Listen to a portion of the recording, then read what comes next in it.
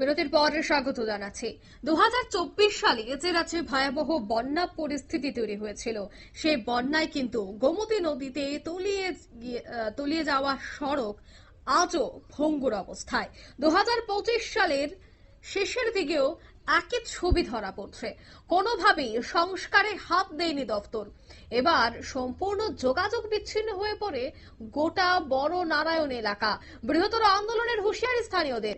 তারা বলছে 2024 সালে বন্যায় সোনামুড়া গোমতী নদী লাগোয়া বড় নারায়ণ এলাকায় বন্যায় আক্রান্ত হয়। জনগণ নিজেদের ক্ষয়ক্ষতি সারিয়ে তুলতে পারলেও সরকার নদী ভাঙা রোধ করতে পারেনি। অভিযোগ যে এই এলাকা পরিদর্শন করলেও স্থানীয় নেতৃত্বরা দীর্ঘ 1 বছর পরেও কাজ করা হয়নি, যার ফলে এবার নতুন করে বন্যা হলে কিংবা সামান্য বৃষ্টিতেই নদীতে তলিয়ে যেতে পারে এই অসম্পূর্ণ সড়কটি। একটি মাত্র সড়ক যা বন্ধ হয়ে গেলে বিপদে পড়বেন এলাকার স্থানীয় কৃষকরা।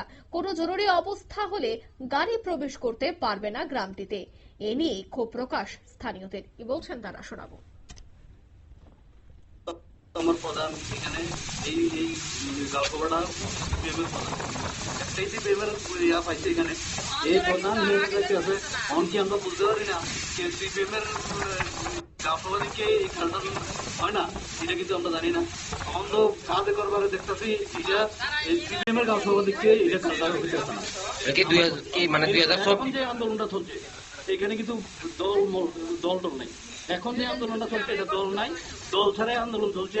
আর আমরা এই দেখেন না, এটা যদি এর মধ্যে কিছু না হয় আমরা ইমিডিয়েটলি একেবারে কোনো দল নাই আমরা বেদিমারাবাসী বন্যারণবাসী সবাই মিলে এই রাস্তা আটকে দেবো, এই রাস্তা আটকে দেবো একবারে। এটাদের আটকাছি এত বেশি বড় করে আটকাম। মানে আপনার এটা কি কবে নাগাদ এই সমস্যার রাস্তা ভাঙানো বা শুরু হয়েছে নদী? গত 24 আগস্ট। হ্যাঁ, এরপর তো দীর্ঘ একটা সময় কাটলো, তো এত সময়ের ভিতর কিছু কাজ হয়েছে না? কোনো কাজ নেই, কোনো কাজ নেই।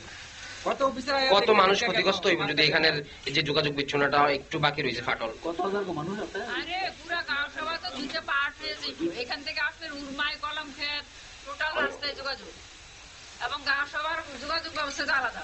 একটাই রাস্তা। আপনারা শুনলেন এলাকাবাসীদের অভিযোগ। সোনামুড়ায় গোমতী নদী সংলগ্ন বড় নারায়ণ এলাকায় যে রাস্তা তা কিন্তু একেবারে ভঙ্গুর অবস্থা। আপনারা দেখতেই পাচ্ছেন যে বড় বড় ফাটল ধরা দিয়েছে, কিন্তু ফাটল পড়লেও সে জায়গায় সংস্কারের কোনো উদ্যোগ গ্রহণ করা হয়নি।